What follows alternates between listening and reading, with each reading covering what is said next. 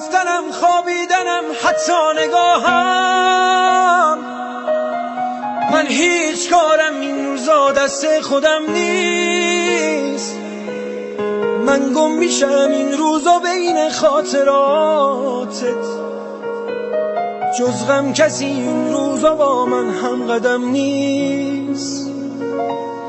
من از غرورم این روزا چیزی نمونده، وقتی که سر رو بالش خیسم میذارم، تو روزهای خوبی از من پیش روته، برعکس من آینده خوبی ندارم. تو از گذشتت هیچ چیزی بر نداشتی، اصلا نذاشتی غم تو دنیات پا بذاره، برعکس من توی گذشته گیر کردم. دنیای تو با من یه دنیا فرق داره، من دم به دم دلتنگ روزای گذشتم، چیزی که واسه تو اهمیت نداره. موهامو که دیدم برفات فکر کردم، تو زندگی عشقی دوبار فرصت نداره.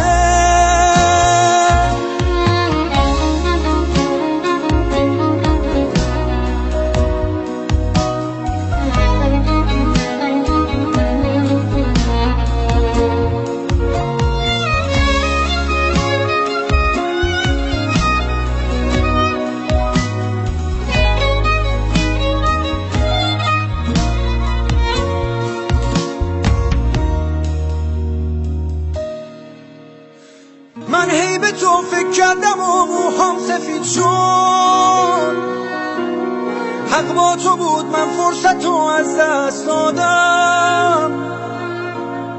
تو بهترین بخش تموم زندگی، دست خودم نیست که تو موندی توی یادم. بعد از تو من با کل دنیا قهر کردم،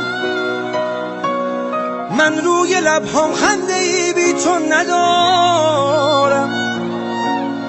با رفتن آیندم و از من گرفت، برگرد من آینده ای بی تو ندارم. تو از گذشتت هیچ چیزی بر نداشتی، اصلا نذاشتی غم تو دنیات پا بذاره، برعکس من توی گذشته گیر کردم. دنیای تو با من یه دنیا فرق داره، من دم به دم دلتنگ روزای گذشتم،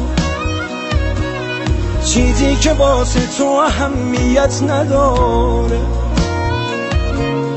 موهامو که دیدم برفات فکر کردم، تو زندگی عشقی دوبار فرصت نداره.